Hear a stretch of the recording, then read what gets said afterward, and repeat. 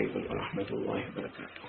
الحمد للہ نحمده ونستعینه ونستغفره ونؤمن به ونتوکل علیہ ونعوذ باللہ من شرور انفسنا ومن سیئات اعمالنا من يهده الله فلا مضل له ومن يضلل فلا هادي له ونشهد أن لا إله إلا الله وحده لا شريك له ونشهد أن سيدنا ومولانا محمدا عبده ورسوله ثم بعد أعوذ بالله من الشيطان الرجيم بسم الله الرحمن الرحيم يا أيها الذين آمنوا استعينوا بالصبر والصلاة إن الله مع الصابرين ولا تقولوا لمن يقتل في سبيل الله أموات بل أحياء ولكن لا تشعرون وقال تعالى إن عدة الشهور عند الله 12 شهرا في كتاب الله يوم خلق السماوات والأرض منها 4 حرم ذلك الدين القيم فلا تظلموا فيهن أنفسكم وقاتلوا المشركين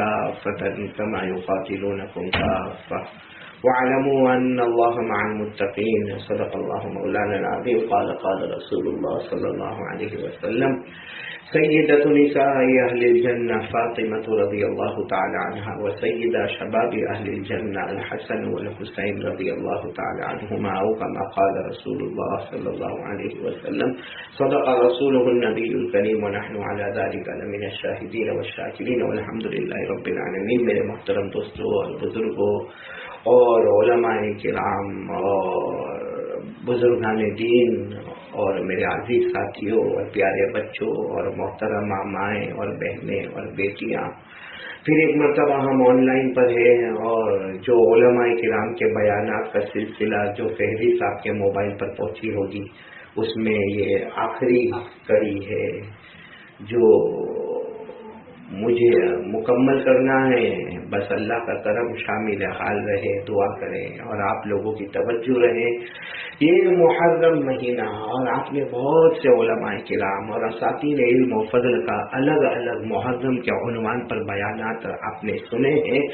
اللہ تعالیٰ سارے علماء کے علم میں برکت عطا فرمائے اور اللہ ہم کو تمام کی باتوں پر عمل کرنے کی توفیق عطا فرمائے۔ سب سے پہلے میں یہ کہوں گا کہ یہ مہینہ بہت مبارک مہینہ ہے، یہ فرحت کا مہینہ ہے، یہ خوشی کا مہینہ ہے، یہ سرور کا مہینہ ہے، یہ انبساط کا مہینہ ہے، یہ ہمارا نئے سال کا آغاز ہے، یہ اسلام کا نیو ایئر ہے۔ اللہ تبارک و تعالیٰ یہ مہینے سے لے کر آخری مہینے تک ہم سب کو عمل کی توفیق عطا فرمائے اور اللہ سب کی روزی میں برکت عطا فرمائے۔ اللہ تبارک و تعالیٰ نے اس مہینے کو محترم مہینہ کہا ہے۔ اللہ نے قرآن کریم میں فرمایا فیہا اربعۃ حرم، اللہ تبارک و تعالیٰ نے یہ محرم مہینے کو بہت ہی محترم مہینہ کہا ہے۔ اور میں آپ کو جلدی جلدی بتا دوں کہ یہ محرم مہینہ اتنا پیارا مہینہ، اللہ کی قسم اتنا پیارا مہینہ، اور اس مہینے میں اتنے واقعات معلوم نہیں کہ تاریخ کی کتابوں میں اور حدیث کی کتابوں میں اور علماء کرام نے اپنے بڑے بڑے تصانیف میں معلوم نہیں محرم کے کئی واقعات کا ذکر کیا ہے۔ میں آپ کو فہرست کے طور پر کچھ واقعات کی طرف اشارہ کرتا چلو۔ آپ جتنے بیٹھے ہوں گے سب یہ توجہ رکھنا کہ یہ جو واقعہ کا اشارہ میں کر رہا ہوں وہ واقعہ الحمدللہ ثم الحمدللہ یہ محرم مہینہ ہے۔ جیسے کتابوں میں لکھا حضرت آدم علیہ السلام کی توبہ قبول ہو گئی وہ محرم مہینہ، حضرت نوح علیہ السلام کی کشتی کنارے لگ گئی وہ محرم کا مہینہ، حضرت ابراہیم علیہ السلام کو دہکتی ہوئی آگ سے نکالا گیا وہ محرم مہینہ، حضرت یوسف علیہ السلام کو کنویں سے باہر نکالا گیا بولو محرم کا مہینہ، حضرت یونس علیہ السلام کو مچھلی کے پیٹ سے باہر نکالا گیا بولو وہ محرم کا مہینہ، حضرت عیسیٰ علیہ السلام بغیر ابا کے پیدا ہو گئے محرم مہینہ، حضرت عیسیٰ علیہ السلام کو آسمانوں پر اٹھایا گیا وہ محرم مہینہ، حضرت سلیمان علیہ السلام کو مملکت مل گئی وہ محرم مہینہ، حضرت داؤد علیہ السلام کی توبہ قبول ہوئی محرم مہینہ، حضرت ایوب علیہ السلام کی توبہ قبول ہوئی محرم مہینہ۔ بلکہ میرے پیارو آسمانوں پر پہلی مرتبہ بارش آئی، محرم مہینہ، آسمانوں پر پہلی مرتبہ ستارے جگمگانے لگے، آفتاب و مہتاب جگمگانے لگے، وہ محرم مہینہ۔ بلکہ یوں کہو کہ نواسۂ رسول حضرت حسین رضی اللہ تعالیٰ عنہ کربلا کے میدان میں شہید ہوئے، وہ محرم کا مہینہ۔ حضرت عمر رضی اللہ تعالیٰ عنہ کی شہادت ہوئی، وہ محرم کا مہینہ۔ اور ہم سب کے بہت ہی بڑے امیر کارواں پیران پیر عالم ربانی فیض سبحانی خواجہ معین الدین چشتی رحمت اللہ علیہ اجمیر تشریف لائے، وہ محرم مہینہ۔ تو محرم مہینہ بہت بڑے بڑے کمالات والا مہینہ ہے، جمالات والا مہینہ ہے، اور یہ فرحت کا مہینہ ہے، خوشی کا مہینہ ہے۔ عجب ہے کہ لوگ اس مہینے کو غم کا بناتے ہیں یا ماتم کا مناتے ہیں۔ بہت افسوس ہے، کیونکہ جتنے واقعات ہم کو ملتے ہیں سب خوشی، فرحت، انبساط، سرور کی طرف اشارہ کر رہے ہیں۔ حضرت حسین رضی اللہ تعالیٰ عنہ بھی میدان کربلا میں شہید ہوئے۔ اتنا پیاری شہادت کی موت ہے، اتنی پیاری شہادت کی موت ہے کہ باقاعدہ اللہ تبارک و تعالیٰ فرماتے ہیں کہ جو شہید ہوتا ہے وہ مرا ہوا نہیں ہوتا ہے، کہ وہ مردہ نہیں ہوتا ہے، بلکہ وہ زندہ ہوتا ہے، اور اتنا پیارا زندہ ہوتا ہے کہ صبح ہوتی ہے، شام ہوتی ہے، اس کی قبر میں جنت کا دسترخوان بچھایا جاتا ہے۔ اللہ تبارک و تعالیٰ چوتھے پارے میں فرماتے ہیں وَلَا تَحْسَبَنَّ الَّذِينَ قُتِلُوا فِي سَبِيلِ اللَّهِ أَمْوَاتًا بَلْ أَحْيَاءٌ عند ربهم يرزقون۔ اللہ تبارک و تعالیٰ فرماتے جو میرے راستے میں شہید ہو جائے اسے مردہ نہیں کہنا، وہ زندہ ہے۔ صبح ہوتی ہے، شام ہوتی ہے، ان کی قبر میں جنت کا دسترخوان بچھایا جاتا ہے۔ تو میرے پیاروں بہت خوشی کا مہینہ، لیکن اس مہینے میں مجھے بہت جلدی بات ختم کرنا ہے، تو یہ کہنا ہے کہ یہ مہینے میں جو سب سے عجیب و غریب واقعہ آیا جو ہمارے مسلمانوں کے ساتھ بہت اہمیت رکھتا ہے، وہ حضرت موسیٰ علیہ السلام کا واقعہ ہے۔ میں بہت شارٹ میں بتاؤں گا کہ حضرت موسیٰ علیہ السلام کو جب اللہ حکم دیتے ہیں کہ سارے بنو اسرائیل کو لے کر آج راتوں رات آپ کو فرعون کے ظلم سے بھاگنا ہے۔ فرعون بہت ظلم کرتا تھا، بچوں کو ذبح کرتا تھا، عورتوں کے اوپر حملہ کرتا تھا، مردوں کو قتل کرتا تھا۔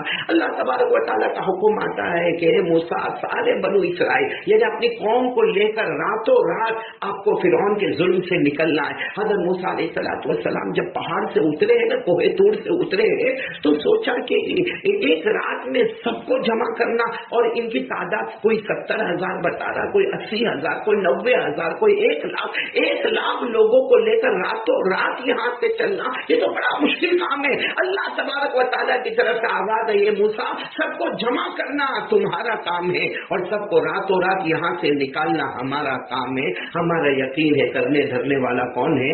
اللہ ہی ہے۔ ہمارا یقین ہے کرنے دھرنے والا کون؟ اللہ ہی ہے۔ حضرت موسیٰ علیہ السلام، میں بہت شارٹ میں جا رہا ہوں، حضرت موسیٰ علیہ السلام نے سب اپنی قوم کو جمع کیا، اور راتوں رات حضرت موسیٰ علیہ السلام سب کو لے کر چلے۔ آپ کو معلوم ہوگا جب چل رہے تھے نا تو کتنے لوگ گھبرا رہے تھے، کیونکہ 1,00,000 کا مجمع جس میں مرد بھی، عورتیں بھی، بچے بھی، اور جانور بھی، اور سواریاں بھی، اور کپڑے بھی، اور برتن بھی، اور چھوٹے دودھ پیتے بچے بھی، سب سارے کے سارے جا رہے ہیں، اور حضرت موسیٰ علیہ السلام آگے آگے ہے، اور راستے بھر میں فرعون کی پولیس نظر آ رہی ہے، سرکاری لوگ نظر آ رہے ہیں، اور قوم گھبراتی ہے، کیونکہ 1,00,000 کا مجمع ایک گلی سے تو گزرنے والا نہیں، کوئی اس گلی سے گزر رہا، کوئی وہ راستے سے گزر رہا، لیکن حضرت موسیٰ علیہ السلام نے فرمایا کوئی فکر مت کرنا، آج چلنا ہمارا کام ہے، اور ان سارے پولیسوں کو اندھا کرنا یہ اللہ کا کام ہے، ہم آگے بڑھتے جائیں گے بڑھتے جائیں گے۔ اب دل میں سبحان اللہ بولو، وہ کیسا منظر ہوگا جو رات کے سناٹے میں آگے سیدنا کلیم اللہ حضرت موسیٰ علیہ السلام، اور پیچھے پیچھے اتنا بڑا یہ بنو اسرائیل کی جماعت جو پیچھے پیچھے چل رہی ہے۔ ایک جگہ ہے جہاں حضرت موسیٰ علیہ السلام تھوڑا ہچکچائے کہ اب کہاں جانا، رائٹ میں جانا کہ لیفٹ میں جانا، کیونکہ 2 موڑ آ گئے۔ بس حضرت موسیٰ علیہ السلام نے کہا چلو اس طرف سے چلو۔ اب آگے حضرت موسیٰ علیہ السلام اور تقریباً 70,000 سے لے کر 1,00,000 تک کا مجمع وہ پیچھے چلتے گئے، لیکن اللہ کی قدرت بھی تو دیکھے، سامنے سمندر آ گیا۔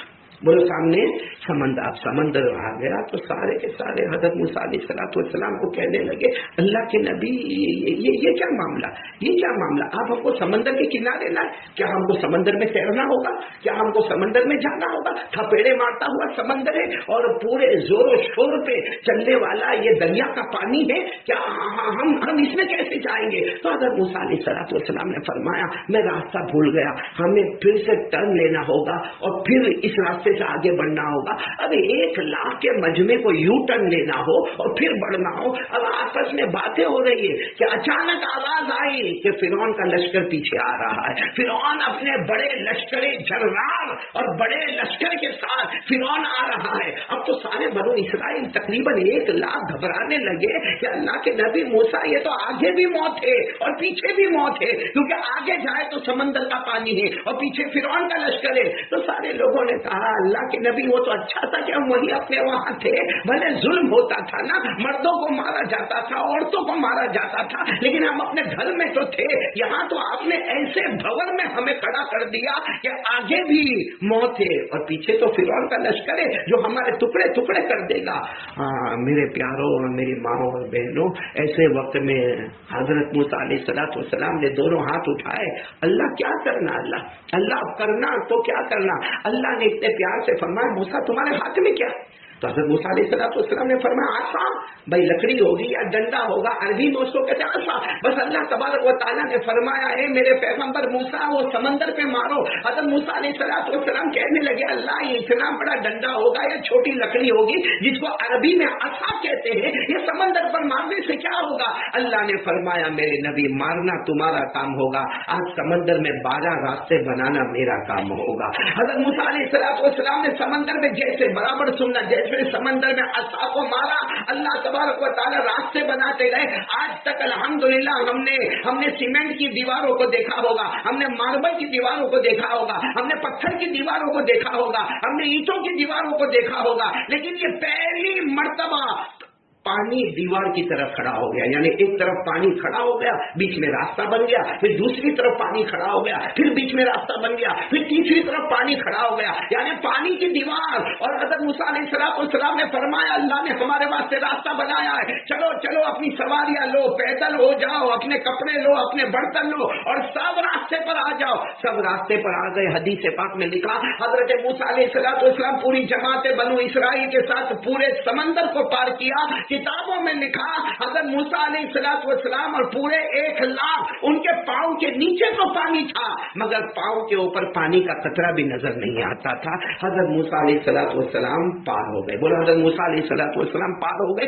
اسی کو قرآن کریم میں کتنے پیار سے اللہ نے فرمایا فَأَوْحَيْنَا إِلَى مُوسَىٰ أَنِ اضْرِب بِّعَصَاكَ الْبَحْرَ فَانفَلَقَ فَكَانَ كُلُّ فِرْقٍ كَالطَّوْدِ الْعَظِيمِ. اللہ تبارک و تعالیٰ فرماتے ہیں ہم نے موسیٰ سے کہا اپنی عصا کو سمندر میں رکھے. حضرت موسیٰ نے اپنی عصا کو سمندر پر مارا, سمندر پھٹ گیا اور دیواریں کھڑی ہو گئی, پانی کی دیواریں کھڑی ہو گئی. حضرت موسیٰ بنو اسرائیل کے ساتھ پار ہو گئے. ہم سب کا عقیدہ ہے یہ پار کرانے والا کون؟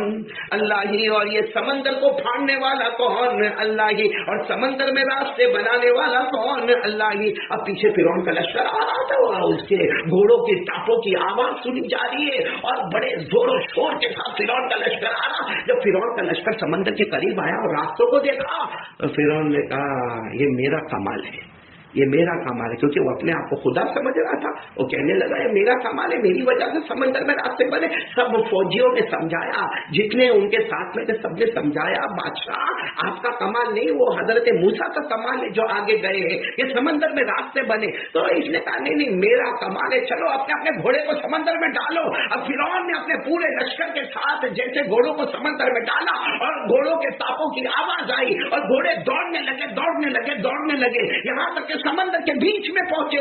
اللہ کا حکم ہوا پانی کو واپس اپنی جگہ پر آ جا.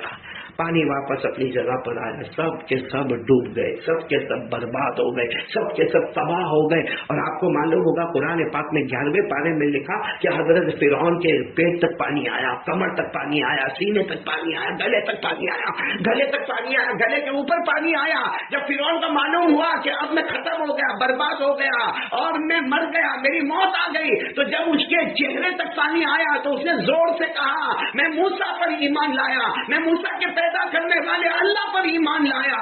اللہ تبارک و تعالیٰ نے بڑے بڑے عجب انداز میں فرمایا، اے فرعون اب توبہ مت کر، اب ہم نے تیری توبہ کا دروازہ بند کر دیا ہے، اب ہم نے تیرے توبہ کا دروازہ بند کر دیا۔ قرآن کریم میں فرمایا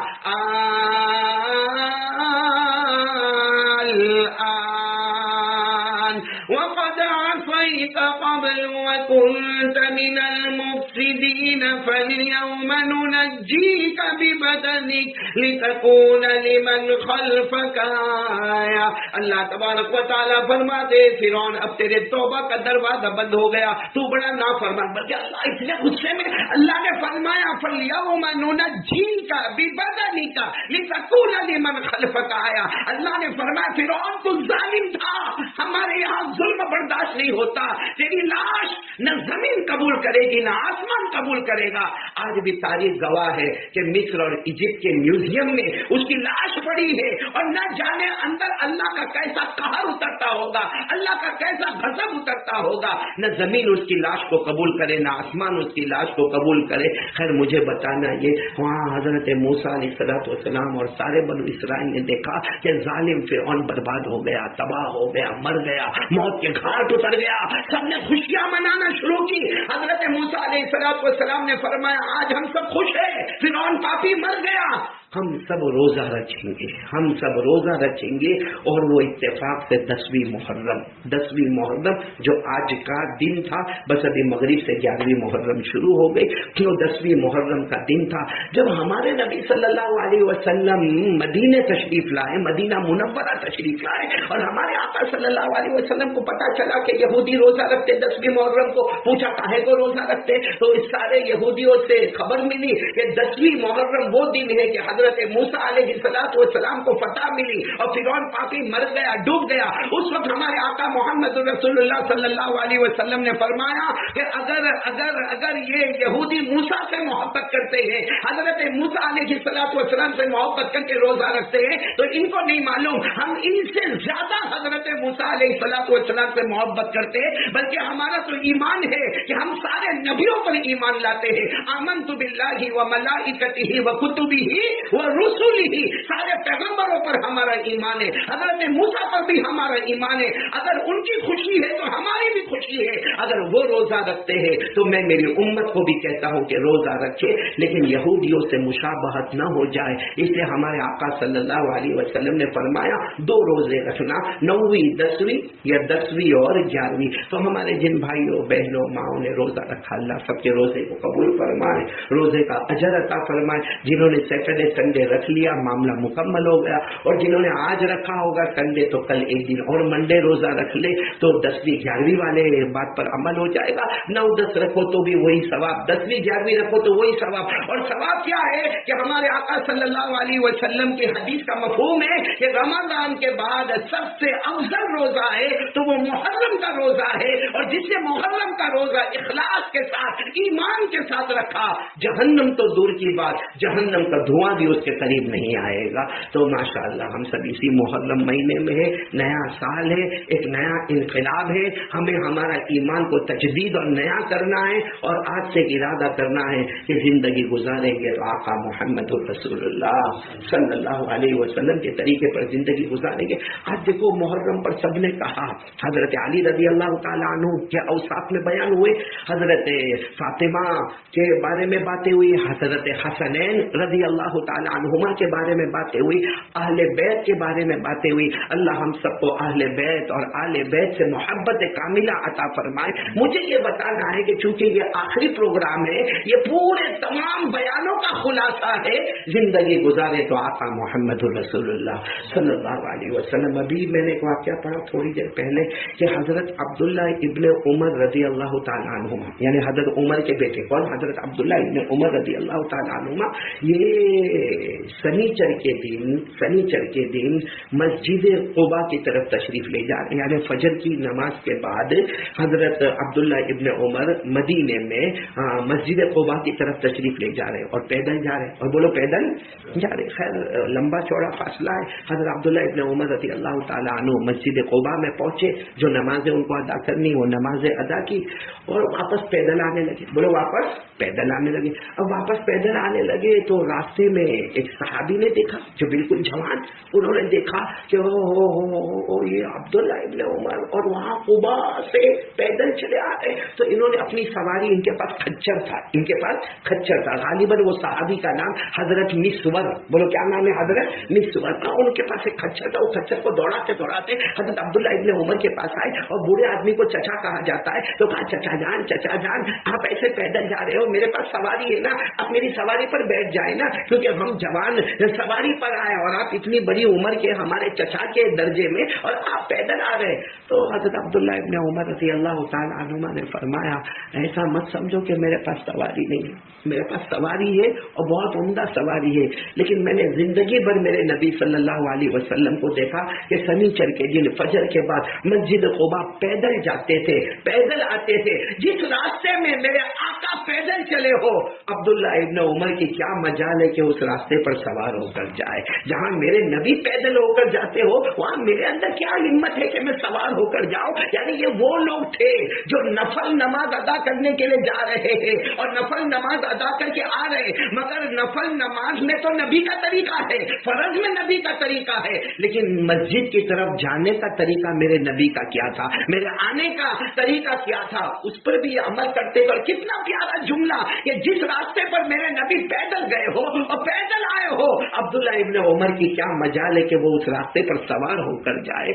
बल्कि मैं आपको बताऊं, आज जो बात याद आ रही है मुझे, बहुत प्यारी बात याद आ रही है कि जब हमारे आका मोहम्मद रसूलुल्लाह सल्लल्लाहु अलैहि वसल्लम की विलादत बा सआदत हुई, आपको मालूम है सबसे पहले दूध पिलाया माँ ने, यानी कौन, बीबी आमिना ने। फिर दूध पिलाने के लिए आई हजरत हलीमा, लेकिन हजरत हलीमा ऐसा नहीं कि डायरेक्ट हमारे नबी के पास पहुंच गई। हमारे नबी की उम्र वो रज़ाअत वाली, यानी दूध पीने वाली उम्र।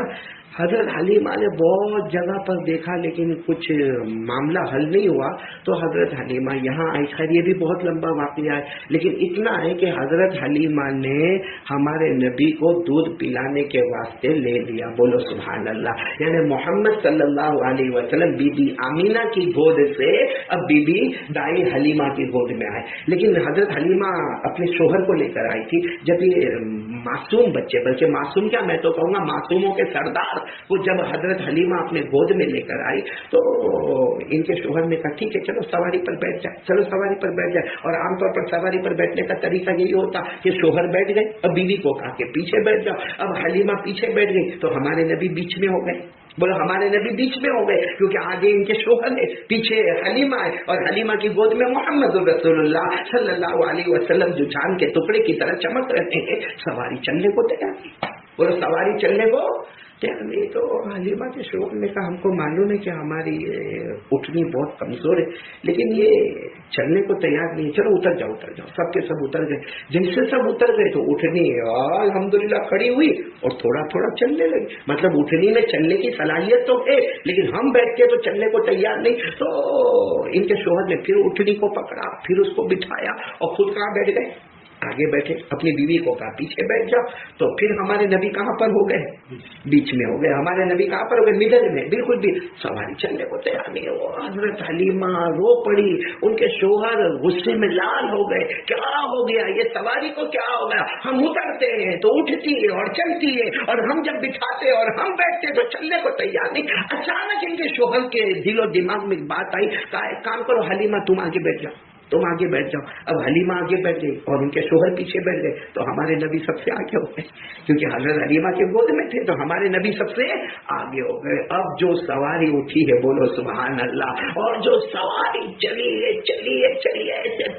ایسے تیز چلی ہے تو حلیمہ کہنے لگی یہ کیا ہو گیا, یہ ہماری وہی اٹھنی ہے جس پر ہم آئے تھے, کیونکہ قبیلے بنو سعد سے بہت ساری اٹھنیاں نکلی تھی اور بہت ساری دودھ پلانے والی نکلی تھی اور سب بچوں کو لے کر چلی گئی, لیکن حضرت حلیمہ کی جو سواری دوڑی ہے وہ جو عورتیں بہت پہلے نکل گئی تھی قبیلہ بنو سعد والی اور بچوں کو لے کر نکلی تھی. یہاں سے جب حلیمہ کی اٹھنی آئی ہے ساری اٹھنیاں کچھ رائٹ میں ہو گئی کچھ لیفٹ میں ہو گئی, درمیان میں راستہ دے دیا اور حضرت حلیمہ کی اٹھنی سب سے آگے نکل گئی. جب سب سے آگے نکل گئی اور قبیلے بنو سعد میں ایسا لگتا تھا جیسے آسمان سے خوشبو کی بارش برسی ہو, پورا قبیلہ بنو سعد خوشبو سے مہکنے لگا, سارے طرف عطر سے معطر ہونے لگا, سارے طرف نور سے منور ہونے لگا. تو ساری عورتیں حلیمہ کے پاس آئی کہ تو نے اٹھنی بدل دی, تو نے سواری بدل دی, کیونکہ جو سواری تو لے کر آئی تھی وہ تو بہت دھیرے دھیرے چلتی تھی, بہت آہستہ چلتی تھی, یہ تو سواری بہت تیزی کے ساتھ آ گئی.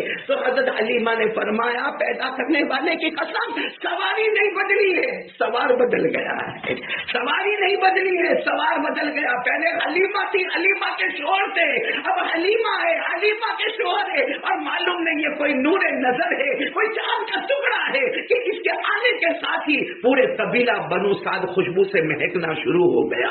اور آپ کو معلوم ہوگا حلیمہ کے پاس کچھ بکریاں تھی, جیسے گھر میں انٹر ہوئی محمد صلی اللہ علیہ وسلم کو لے کر انٹر ہوئی, ساری بکریوں کے تھن دودھ سے بھرے ہوئے تھے.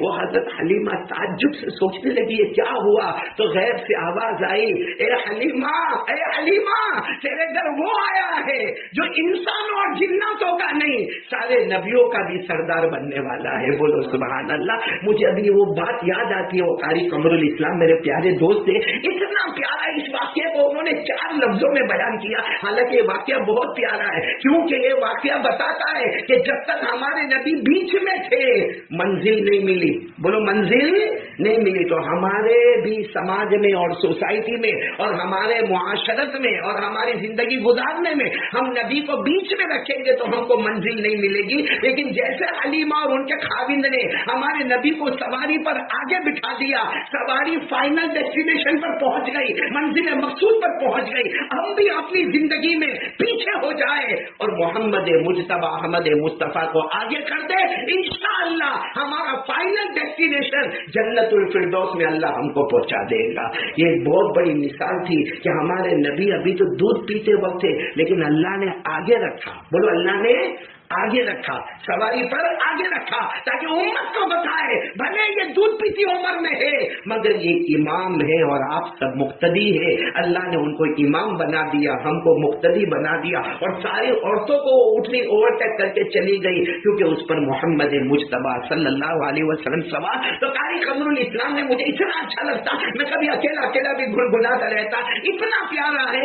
میرا لمحہ آپ بھی بولیں گے میرے ساتھ میں, میرا لمحہ شادمان ہو گیا, میرا لمحہ شادمان ہو گیا, میرا لمحہ شادمان ہو گیا, کملی والے مصطفیٰ سے پیار ہو گیا, کملی والے مصطفیٰ سے پیار ہو گیا.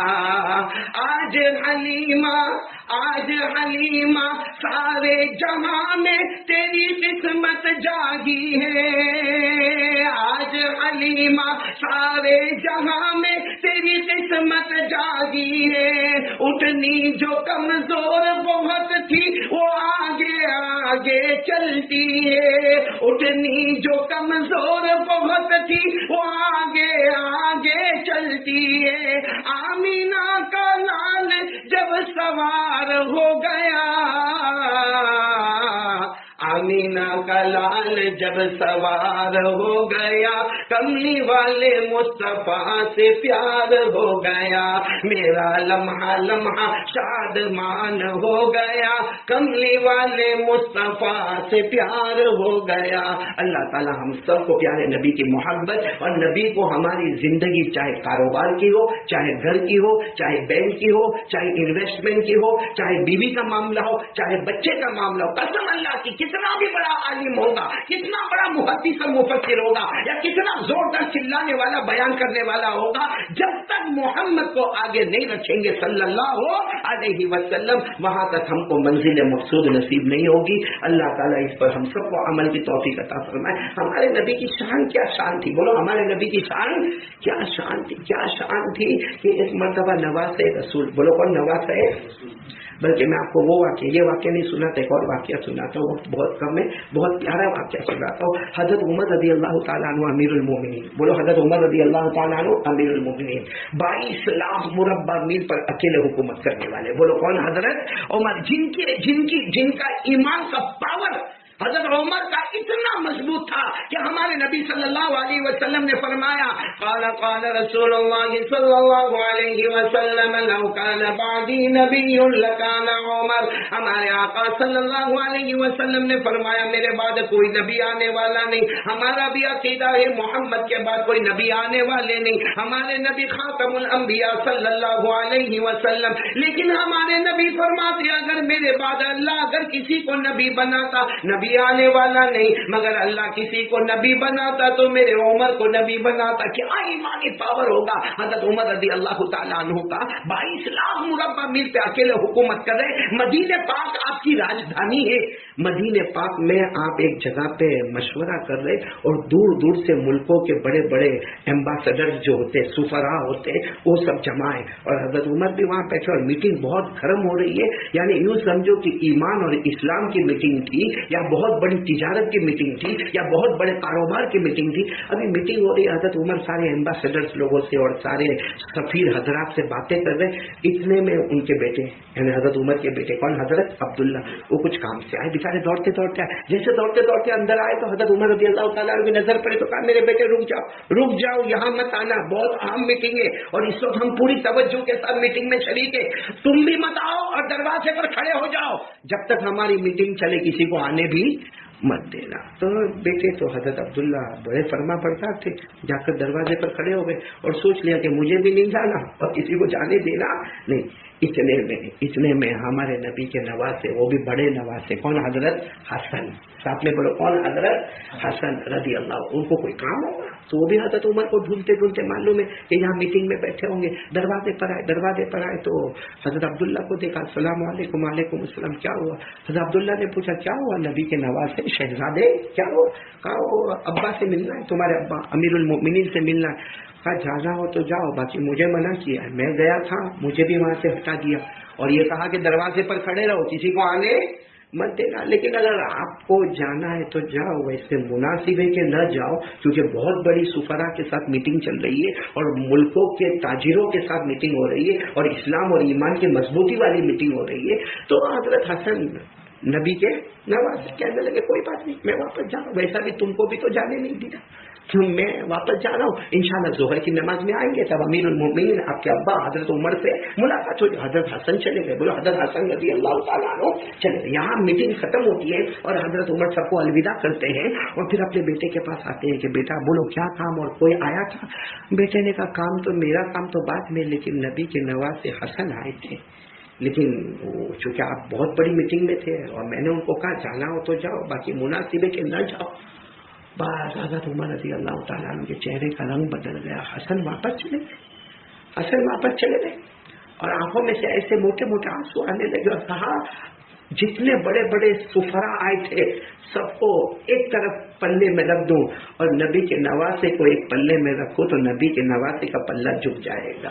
میرے دل میں نبی کے نواسے اور حضرت عمر امیر المومنین 22 لاکھ مربع میل پہ حکومت کرنے والے اپنے گھوڑے پر بیٹھے، حضرت عبداللہ ابن عمر کو کہا گھوڑے پر بیٹھو اور سیدھے حضرت حسن کے گھر پر، اور حضرت حسن کے گھر پر گئے، دروازہ کھٹکھٹایا اور ایسا زور عائشہ دروازہ کھٹکھٹایا، حضرت حسن رضی اللہ تعالیٰ نے دروازہ کھولا، اوہ امیر المومنین حضرت عمر وہ میرے دروازے پر. حضرت عمر نے پوچھا کیا کام تھا بیٹا, کیا کام تھا, کس کام؟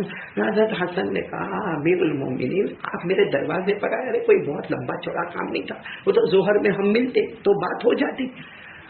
اور حضرت حسن کی زبان سے نکلا اور میں واپس آ گیا. مجھے خراب نہیں لگا کیونکہ آپ نے تو اپنے بیٹے کو بھی باہر نکالا. میں آپ کا بیٹا حضرت عبداللہ بھی ملنے آئے تو ان کو بھی تو آپ نے باہر بھیج دیا. تو اگر میں یہاں پر آ گیا تو کون سی بڑی بات ہے. آپ کا بیٹا جب خود آپ سے ملاقات نہ کر سکا تو میں تو آپ کا بیٹا نہیں نا. تو میں بس اتنا کہا. اور حضرت عمر نے کہا حسن تم میرے بیٹے سے تمہارا کمپیئر کر رہے ہو, تم تمہارا کمپیئر میرے بیٹے سے کر رہے ہو. تم کیا ہو, میرا بیٹا کیا ہے؟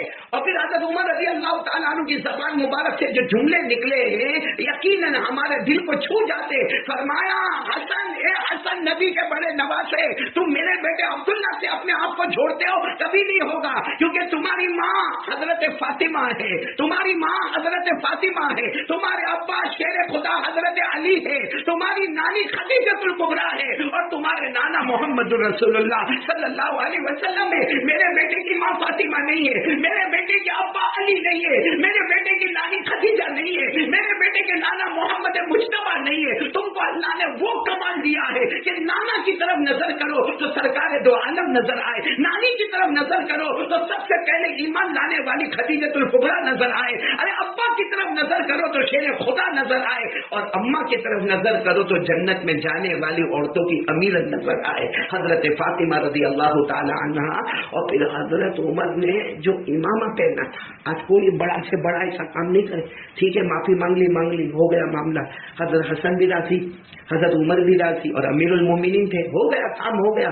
لیکن نہیں, حضرت عمر روئے اور روتے روتے اپنا امامہ سر سے اتارا اور حضرت حسن کے پاؤں پہ رکھ دیا.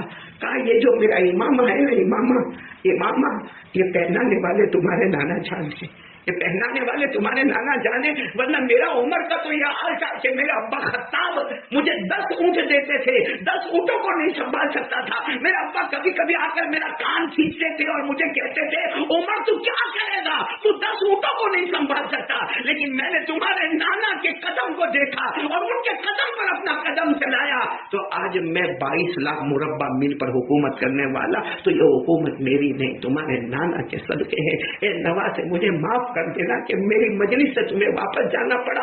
آئندہ تمہیں میں کتنی بھی بڑی مجلس میں ہوں سلام کر کے داخل ہو جانا. ساری مجلس ایک طرف ہوگی اور نبی کے نواز حضرت حسن ایک طرف ہوں گے. بولو سبحان اللہ, کیا محبت تھی حضرت حسن سے. اور میں تو بات ختم کرتے کرتے ایک ہی بات کہوں گا کہ حضرت حسین جو نبی کے نواسے میدان کربلا میں شہید ہو گئے. ہمارے اعتبار سے تو آج جو 10ویں محرم گزری بس وہی ظہر اور عصر کے درمیان کا وقت تھا, ظہر اور عصر کے درمیان کا وقت تھا. حضرت مولانا ابوالکلام آزاد لکھتے ہیں کہ حضرت حسین نے 3.5 گھنٹے تک مقابلہ کیا, 3.5 گھنٹے تک مقابلہ کیا, اور سامنے 1,20,000 آپ اکیلے 3.5 گھنٹے تک مقابلہ کیا. تو ایک سوال ہوتا ہے کہ ایک آدمی, ایک انسان 3.5 گھنٹے تک مقابلہ کرے اور 1,20,000 کا مقابلہ کرے, تو اس کا جواب یہ ہے کہ حضرت حسین میدان کربلا میں اکیلے نہیں گئے تھے. گھوڑے پر اکیلے بیٹھے تھے, لیکن اکیلے نہیں گئے تھے. جب آپ گھوڑے پر بیٹھنے والے تھے تو آپ نے کپڑا منگوایا تھا, ایک لمبی چادر منگوائی تھی, اور سب نے لا کر, جب کسی نے بھی لا کر چادر دی ہوگی, آپ نے وہ چادر کو اپنے بدن سے لپیٹ لیا اور فرمایا تھا تم کو نہیں معلوم یہ میری ماں فاطمہ الزہرا کی چادر ہے, انہوں نے اپنے ہاتھوں سے بنایا تھا. اور پھر آپ نے ایک تلوار منگوائی, جو تلوار لائی گئی تو آدھی ٹوٹی ہوئی تھی, بلکہ اس کا جو پکڑنے کا ہوتا ہے, دستہ ہوتا ہے, وہ ٹوٹا ہوا تھا. کسی نے کہا آپ یہ تلوار لے کر جا رہے ہو, کہا تلوار کو مت دیکھو, یہ میرے ابا شیر خدا حضرت علی کی تلوار ہے. اور پھر آپ نے کالا امامہ, بڑا کالا امامہ منگوایا اور اس کو کتنا گالوں سے لگایا, چوما پہ سر پر پہنا اور کہا میرے نانا جان محمد رسول اللہ صلی اللہ علیہ وسلم کا امامہ. حضرت مولانا ابوالکلام آزاد لکھتے کون کہتا کہ حسین اکیلے تھے, ارے ماں کی دعائیں چادر کی شکل میں ان کے بدن پر تھی, ابا کا حوصلہ ان کے ہاتھ میں تلوار کی طرح تھا, اور نانا جان کی سرپرستی کا ہاتھ امام کی شکل میں آپ کے سر مبارک پر تھا. 3.5 گھنٹے تک مقابلہ کرتے گئے, ہو ہوٹھ پر برچھے مارے گئے, سینے پر لوہا مارا گیا, مگر 3.5 گھنٹے کے بعد حضرت حسین نے اعلان کیا, رک جاؤ, قد حان وقت العصر. کون سی نماز کا وقت آ گیا؟ اثر, کیونکہ ظہر کے بعد یہ معاملہ ہوا تھا. اثر کی نماز کا وقت آ گیا, نماز پڑھو. تو سامنے سے آواز آئی, نہیں پڑھنا. بولو, سامنے سے آواز آئی, نہیں پڑھنا. تو انہوں نے کہا, مجھے پانی دے دو, پورا بدن لہو لہان ہے, زخمی ہے, پانی دے دو, وضو کر لو, میں اثر کی نماز پڑھ لوں, پھر مقابلہ شروع ہوگا. میں اثر کی نماز پڑھ لوں. تو سامنے سے آواز ہے, پانی بھی نہیں ملے گا. پھر آپ نے کہا, پانی دے دو. آپ نے پینے سے منع کیا نا, میں نبی کا نواسا نہیں پیوں گا, جھوٹ نہیں بولوں گا, وعدہ خلافی نہیں کروں گا. آپ پانی دے دو اور میری طرف دیکھتے رہو, ایک قطرہ بھی پانی منہ میں نہیں جائے گا, لیکن کم سے کم وضو کر کے نماز تو اثر شروع کروں, اپنے زخموں کو تو دھو لوں. سامنے سے آواز ہے, پانی نہیں ملے گا. تو حضرت حسین آسمان کی طرف دیکھ کر مسکرایا اور کہا, اللہ یہ پانی نہیں دیں گے تو کیا میں نماز نہیں پڑھوں گا؟ میں کربلا کی مٹی سے تیمم کر کے نماز ادا کروں گا. میں کربلا کی مٹی سے, اسے کہ قاعدہ ہے کہ وضو کے لیے پانی نہ ملے تو کیا کرنے کا؟ تیمم. اللہ نے فرمایا, فَإِن لَّمْ تَجِدُوا مَاءً فَتَيَمَّمُوا صَعِيدًا طَيِّبًا فَامْسَحُوا بِوُجُوهِكُمْ وَأَيْدِيكُمْ. اللہ تبارک و تعالیٰ فرماتے, پانی نہ ملے تو مٹی سے تیمم کر لینا. حضرت حسین رضی اللہ تعالیٰ عنہ آسمان کی طرف دیکھ کر مسکرائے اور کہا, اللہ کیا یہ سمجھتے میں عصر کی نماز چھوڑوں گا؟ ارے پانی نہ ملے تو کربلا کی مٹی سے تیمم کروں گا. حضرت حسین رضی اللہ تعالیٰ عنہ نے کربلا کی مٹی سے تیمم کیا اور اس کے بعد بولو کون سی نماز؟ ہم مسافر تھے, اس سے 2 رکعت, اللہ اکبر, شروع, نماز شروع ہو گئی. بولو الحمدللہ. جب آپ پہلی رکعت کے سجدے میں گئے, سجدے میں ہم کیا پڑھتے؟ سبحان ربی الاعلی. آپ کتنے محبت سے پڑھ رہے ہوں گے, سامنے دشمن ہے اور معلوم ہے کہ حملہ کبھی بھی کر لیں گے, کتنے پیار سے سبحان ربی الاعلی, پاک ہے میرا رب جو اعلیٰ ہے, جو برتر ہے, جو بلند ہے.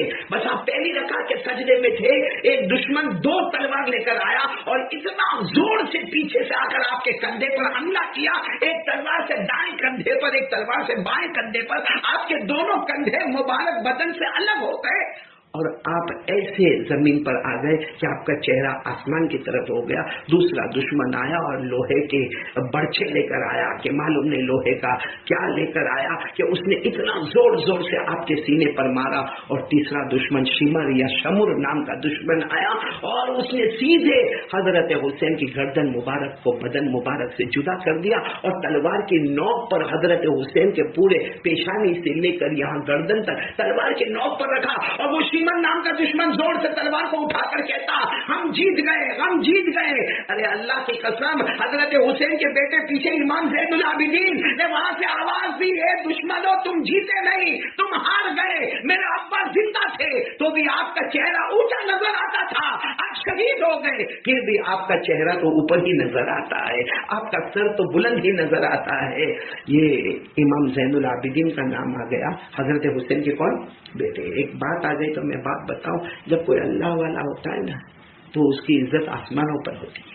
آج آپ نے بہت سارے علماء کو دیکھا ہوگا, ماشاءاللہ ان کا گھر, ماشاءاللہ وہ جب بیان کے لیے جاتے ہیں یا کہیں دعا کے لیے جاتے ہیں یا کسی کام کے لیے جاتے ہیں تو آپ نے دیکھا ہوگا کہ سارا مجمع حضرت تشریف لائے, حضرت تشریف لائے, حضرت تشریف لائے. کوئی حضرت کے جوتے صحیح کر رہا تو کوئی حضرت کا کرتا صحیح کر رہا تو کوئی حضرت کے لیے دسترخوان بچھا رہا تو کوئی حضرت کو پلیٹ دے رہا, کوئی حضرت کے لیے گوشت میں ہڈی کو الگ کر کے گوشت کھلا رہا, مچھلی دے رہا تو کانٹے الگ کر رہا اور مچھلی کا گودا دے رہا. تو یہ سارا احترام. وہ حضرت یہ نہ سوچے کہ یہ میرا کمال ہے, یہ اللہ کا کمال ہے. جس کے سینے میں اللہ کا کلام آتا ہے وہ کلام کلاموں کا بادشاہ ہے, اللہ اس کو بھی بادشاہ بنا دیتا ہے. یہ امام زین العابدین جب بہت ماشاءاللہ جوان ہو گئے, بڑے ہو گئے اور صاحب اولاد ہو گئے تو ایک مرتبہ کعبہ, بولو کہاں جا رہے ہیں؟ عمرے کے لیے. کعبہ کے پاس بہت بھیڑ تھی, بہت بھیڑ تھی. امام زین العابدین سے پہلے وہاں کا بادشاہ یعنی اس وقت جو عرب کا بادشاہ تھے جن کا نام ہے ہشام, بولو کیا نام ہے؟ ہشام بن عبد الملک. وہ وہاں گئے لیکن اتنی بھیڑ تھی کعبے کے پاس, جیسے آج بھی ہم لوگ جاتے ہیں اور خاص کر کے حج کا موسم ہو, 50 لاکھ 60 لاکھ 70 لاکھ کا مجمع ہوتا ہے تو وہاں بھی اتنی بھیڑ تھی, اتنی بھیڑ تھی. تو وہاں کا جو بادشاہ ہے تو بادشاہ کے لیے بھی کوئی راستہ نہیں مل جاتا. وہ سب ان کے سرکاری لوگ اعلان کر رہے تھے, بادشاہ آ گئے, بادشاہ آ گئے، بادشاہ آ گئے، مگر کوئی دیکھنے کو تیار نہیں. طواف کرنے والے طواف کر رہے، دو گانا نماز پڑھنے والے نماز پڑھ رہے، اور کعبے کے پاس ایک ہجوم ہے اور ایک آواز آ رہی ہے، ربنا آتنا فی الدنیا حسنہ وفی الآخرۃ حسنہ وقنا عذاب النار. اتنے میں امام زین العابدین کے بارے میں خبر ملی کہ وہ کعبے کی طرف آ رہے. جیسے خبر ملی کہ امام زین العابدین نبی کے نواسے حضرت حسین کے بیٹے امام زین العابدین آ رہے، سارے لوگ کعبے سے ایک طرف ہٹ گئے اور کہا حضرت آئیے، تشریف لائیے، آپ سب سے پہلے طواف کریں گے. تو امام زین العابدین آگے بڑھے اور ان کے ساتھ جو ان کے مریدین عقیدت مند لوگ وہ بھی ساتھ میں آگے بڑھے. تو بادشاہ کو بڑا غصہ ہے، بادشاہ کو بڑا غصہ ہے کہ کب سے اعلان ہو رہا ہے کہ عرب کا بادشاہ ہے، عرب کا بادشاہ آیا، کوئی کعبے کو خالی کرنے کو تیار نہیں. اور یہ جو آئے ان کے تو کپڑے بھی پھٹے ہوئے ہیں. اس وقت امام زین العابدین کے کپڑے پر پیون لگے ہوئے تھے اور پاؤں میں کوئی چپل وپل بھی نہیں تھے. تو کہا اس کے تو کپڑے بھی پھٹے ہوئے ہیں، ننگے پاؤں ہے، اور ان کے لیے اتنی عزت ہے. وہاں ایک شاعر موجود تھا جس کا نام فرزدق، بولو کیا نام، یہ عرب کا بہت مشہور شاعر ہے، وہ وہاں پر موجود تھا.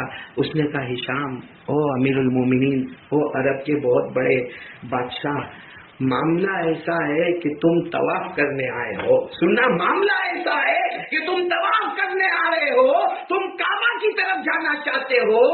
معاملہ یہ ہے کہ تم کعبہ کی طرف جا رہے ہو اور کعبہ امام زین العابدین کو بلا رہا ہے. اور یہ جب حجر اسود کو چومتے ہیں، ہم حجر اسود کو چومتے ہیں تو خوش ہوتے ہیں کہ ہم نے حجر اسود کا بوسہ لیا. وہ فرزدق شاعر اپنے شعر میں کہتا، نبی کے نواسے کے بیٹے امام زین العابدین جب حجر اسود کو چومتے ہیں تو حجر اسود کہتا ہے آج میری قسمت جاگ گئی کہ میں نے ان ہونٹوں کو اپنے قریب کر لیا، میں نے امام زین العابدین کے ہونٹوں کو قریب کر لیا. ہم چومتے ہیں حجر اسود، امام زین العابدین کے ہونٹوں کو چومتا ہے. ہم رکن یمانی کو ہاتھ لگاتے ہیں، رکن یمانی خوش ہے کہ امام زین العابدین کے مبارک ہاتھ مجھ پر لگے ہیں. تو فرزدق نے کہا تم کعبے کی طرف جا رہے ہو، اور کعبہ کھینچا کھینچا امام زین العابدین کی طرف جا رہا ہے. یہ اللہ والوں کو جو عزت ملتی ہے یہ اللہ ہی کی طرف سے ہوتی ہے. خیر وہ واقعہ بہت لمبا چوڑا، بات ہم ختم کریں. ایک بات پر بات ختم کرتا ہوں، ایک بات پر بات ختم کرتا ہوں کہ حضرت حسین رضی اللہ تعالیٰ عنہ نے ہم کو کیا سبق دیا.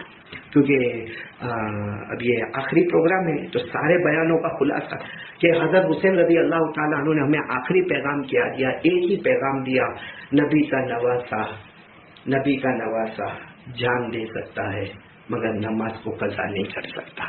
کاش ہم محرم میں کوئی بیان نہ سنے ہوتے، کاش ہم بیان نہ سنے ہوتے، لیکن اس جملے پر عمل کر لیے ہوتے تو سارے بیانوں کا ثواب ہم کو مل جاتا. کیونکہ پورے محرم میدان کربلا میں حضرت حسین کی شہادت سب یہ بتاتی ہے کہ نبی کے نواسے حضرت حسین نے دل کی آواز سے کہا، قیامت تک آنے والے میرے نبی کے امتیوں، یہ نبی کا نواسا جو جنت کے جوانوں کا سردار ہے، جو جنت کا پھول ہے، جو جنت کی خوشبو ہے، ہمارے نبی صلی اللہ علیہ وسلم کا تھوک مبارک آپ کے منہ میں رہا ہے. اور کئی مرتبہ ہمارے نبی نے فرمایا جو حسین سے محبت کرے وہ مومن ہوگا، جو نفرت کرے وہ منافق ہوگا. اتنی ساری سرٹیفکیٹ کے بعد حضرت حسین یہ کہنا چاہتے ہیں کہ سب سرٹیفکیٹ ہونے کے بعد بھی نبی کا نواسا جان دے سکتا ہے مگر نماز کو قضا نہیں کر سکتا.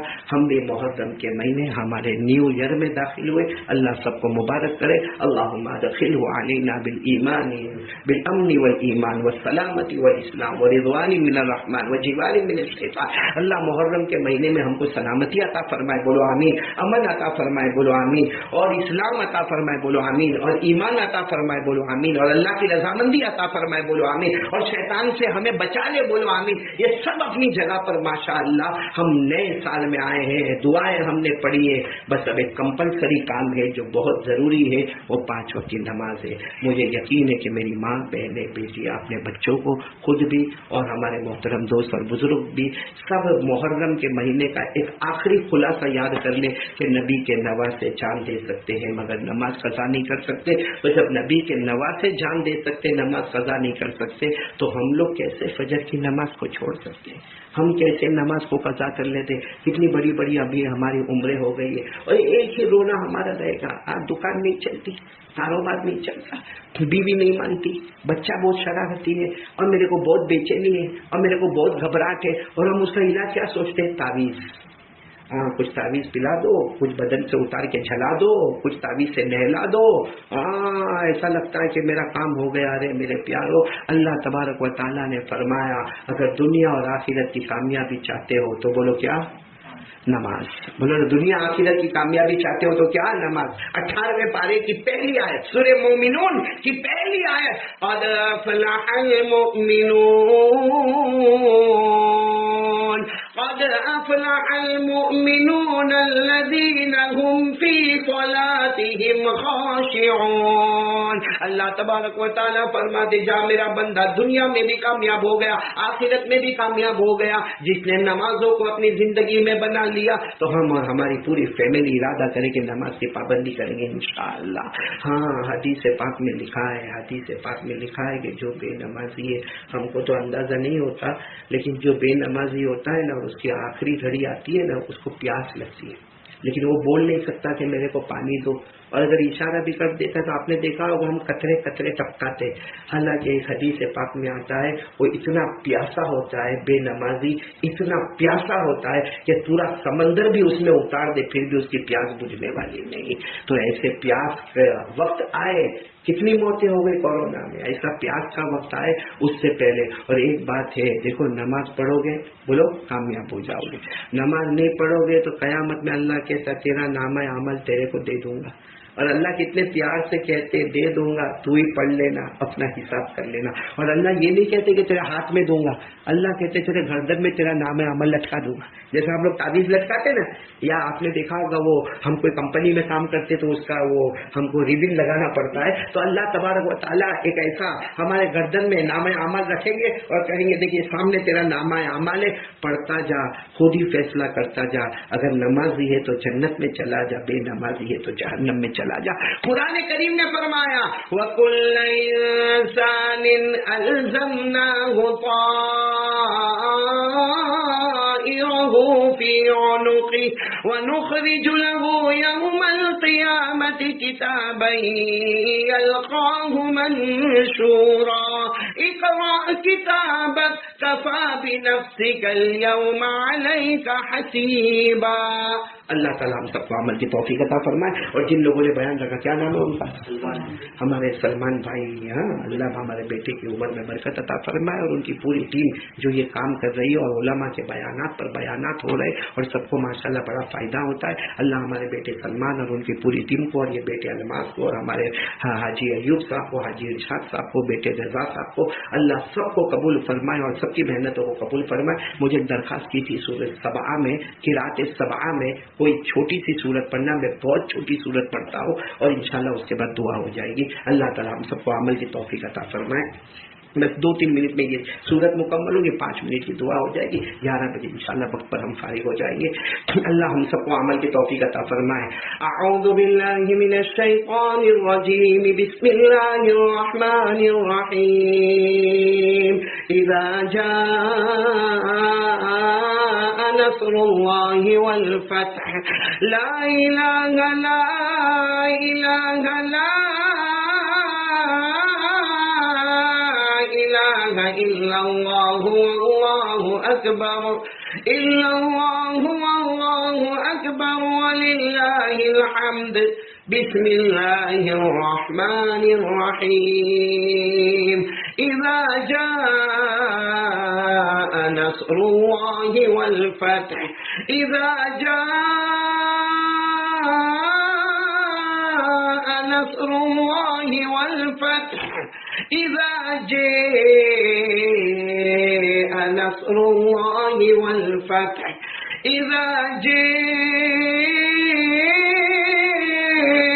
نصر اللہ والفتح، ورأيت الناس يدخلون في دين الله أفواجا، فسبح بحمد ربك واستغفره إنه كان توابا، فسبح بحمد ربك واستغفره إنه كان كان توابا صدق الله مولانا العظيم صدق الله مولانا العظيم صدق الله مولانا العظيم. درود شریف پر اللهم صل على سيدنا مولانا محمد وعلى آل سيدنا مولانا محمد وبارك وسلم. ربنا آتنا في الدنيا حسنة وفي الآخرة حسنة وقنا عذاب النار.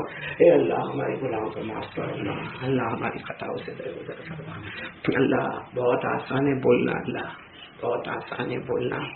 اللہ نبی کے نواسے پر کیا گزری ہوگی، اللہ نبی کے نواسے پر کیا گزری ہوگی. اللہ حضرت فاطمہ کی وہ مبارک چادر بدن مبارک پر، حضرت علی کی تلوار ہاتھوں میں، اور اللہ نبی صلی اللہ علیہ وسلم کا امامہ آپ کے سر مبارک پر، اللہ کتنے زخم کھائے ہوں گے، کتنے برچے کھائے ہوں گے، کتنے تیرے کھائے ہوں گے، کتنے لوہے کی مار کھائی ہوگی، لوہے کی سلاخیں سینے میں اتاری گئی. اے اللہ آج ہم تجھ سے ایک بھیک مانگتے ہیں کہ نبی کے نواسے کے صدقے ہماری مغفرت فرما دے. اور اللہ تو راضی ہو جائے. نیا سال ہے، خوشی کا سال ہے، فرحت کا سال ہے. اللہ بارش آتی ہے، تیری قسم دل میں گھبراہٹ ہو جاتی ہے کہ معلوم نہیں کہاں سے سیلاب آ جائے گا، کہاں لوگوں کو بھاگنا پڑے گا، کہاں بچوں کو دودھ نہیں ملے گا. اللہ بارش نہیں آتی ہے تو ہوتا ہے کب اللہ تیری رحمت آ جائے. اللہ اب تو ایسا ہو گیا، بارش آتی ہے تو بھی دل گھبراتا ہے، نہیں آتی ہے تو بھی دل گھبراتا ہے. اللہ اللہ اللہ سب پریشانی، اللہ پوری دنیا پریشانی، اللہ پوری امت پریشانی. سب امت کے حال پہ رحم کر، اللہ امت کے حال پہ رحم کر، ہم گنہگاروں کے حال پہ رحم کر دے. ہم وعدہ کرتے اللہ نہیں کریں گے، گناہ نہیں کریں گے، اللہ سچی توبہ کرتے اللہ آئندہ گناہ نہیں کریں گے اللہ. لیکن اللہ پر رحم فرمائے. ہم کو کچھ نہیں ملا، سب دروازے سے بھٹکے گئے. ہمارے پاس کوئی دروازہ نہیں، تیرے سوا کوئی دروازہ نہیں. اللہ تو ہی ہمارا معبود ہے، تو خالق ہے، تو مالک ہے، تو رازق ہے. اللہ اللہ اللہ اللہ ہم تیرے دروازے پر آئے. اللہ اللہ ہمیں معاف کر دے. اللہ اتنا تیرا احسان ہے، اللہ اتنا نہیں، اللہ بہت بڑا احسان ہے. کتنے لاک ڈاؤن آئے، کورونا بیماری آئی، کووڈ-19 آئے، ہاسپٹلیں بھر گئی، وینٹیلیٹر نہ ملے، آکسیجن نہ ملے. تم نے ہم کو بھوکا نہیں رکھا، ایک وقت کی روٹی تم نے چھینا نہیں، ایک وقت کا پانی کا قطرہ چھینا نہیں، ایک وقت کا بدن کا کپڑا چھینا نہیں. اللہ تو کتنا مہربان ہے اور کتنا رحم والا ہے اور کتنا کرم والا ہے. اور اللہ اب تو نبی کے نواسے کا واسطہ ہم تجھے دے رہے ہیں. اللہ ان کے بیانات کر رہے ہیں. اللہ حضرت حسن اور حضرت حسین اور اہل بیت کا واسطہ دے کر سوال کرتے ہیں. اللہ ہمارے گناہوں کو معاف فرما دے. اللہ ہم سب کو نمازی بنا دے. اللہ ہم سب کو نمازی بنا دے. اللہ اور اللہ موت آنے سے پہلے ہم کو موت کی تیاری کی توفیق عطا فرما. ایک دن ہم کو بھی تو دنیا چھوڑ کے جانا ہے. اللہ اللہ وہ گھڑی آئے گی. اللہ ہم چاہے لاکھ منع کریں لیکن اللہ سانس بند ہو جائے گی. ہمارا جنازہ رکھا ہوگا، غسل کا پانی تیار ہوتا ہوگا، کفن کا کپڑا لایا گیا ہوگا، جنازہ لایا گیا ہوگا، نماز کا وقت معلوم کیا جا رہا ہوگا، ہمارے نماز کا وقت کا اعلان کیا جا رہا ہوگا. اللہ پھر ہمیں قبر کی اندھیری کوٹری میں ڈال دیا جائے گا. اللہ اے اللہ قبر کے عذاب سے بچا لے. اللہ ہم کو نمازی بنا لے. اللہ قبر کے عذاب سے بچا لے. اللہ تیرے پیارے نبی نے فرمایا، اے اللہ تیرے پیارے نبی نے فرمایا قبر میں لوہے کی سلاخیں لائی جاتی ہے، آنکھوں کو پھوڑا جاتا ہے، جبڑوں کو پھاڑا جاتا ہے، ہڈیوں کو توڑا جاتا ہے، پتلی کو پتلی سے ملایا جاتا ہے، قبر میں آگ لگائی جاتی ہے. اللہ قبر کے عذاب سے بچا لے. اللہ ہم کو نمازی بنا دے. اللہ تیرے پیارے نبی سے محبت کرنے والا بنا دے. اللہ تیرے نبی کے صدقے ہماری مغفرت فرما دے. اللہ جو لوگ اس وقت بیمار ہے تمام کو شفا دے دے. اللہ ہماری بچی عالیہ اس کو بھی شفا دے، بہت شفا دے دے. اللہ چھوٹی بچی اللہ 13 سال کی بچی اللہ معصومہ بچی اللہ شفا دے دے. اللہ الہ العالمین اور بھی جتنے بچے بچیاں بڑے چھوٹے سب بیمار ہیں اللہ پوری امت کے بیماروں کو شفا دے دے. اللہ ہمارے مرحومین مرحومات کی کروٹ مغفرت فرما دے. اللہ میرے پیارے دوست مرحوم مولانا عثمان صاحب، مولانا عبدالرحیم صاحب کروٹ ان کی مغفرت فرما دے. ہمیں اکیلے دہلیز پہ چھوڑ کے چلے گئے. اللہ الہ العالمین ان کے اپنے نور سے ان کی قبر کو منور فرما دے. اللہ ہمارے والدین کی عمر میں برکت عطا فرما دے. جن کے اماں ابا زندہ ہے ان کی عمروں میں برکت دے. اور اللہ جن کے اماں ابا چلے گئے اللہ کے محرم مہینہ بہت پیارا مہینہ اے اللہ اللہ میری امی مرحومہ کی مغفرت فرما دے. اللہ یہی وہ کمرہ تھا یہی وہ کمرہ تھا نا جس میں وہ آرام کرتی تھی اللہ.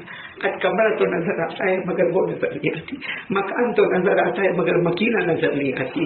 الہ العالمین امی کی قبر کو نور سے بھر دے اللہ, نور سے منور کر دے اللہ. اللہ کروٹ کروٹ مغفرت فرما دے اللہ. جن کے اماں ابا دنیا چھوڑ کے چلے گئے اللہ, سب کی قبر کو اللہ جنت کا باغ بنا دے اللہ, جنت کی نعمتیں بنا دے اللہ, جنت کے خوشبو سے مہکا دے اللہ. سب کے جائز مقاصد کو پورا فرما دے. بے حساب حلال برکت والی روزی عطا فرما دے اللہ. بے حساب حلال برکت والی روزی عطا فرما. جو قرضے میں ڈوبے غیب سے قرضے عطا کر, اور اللہ جن کے سروں پہ قرضہ ہے اللہ غیب سے ان کی مدد فرما لے اللہ.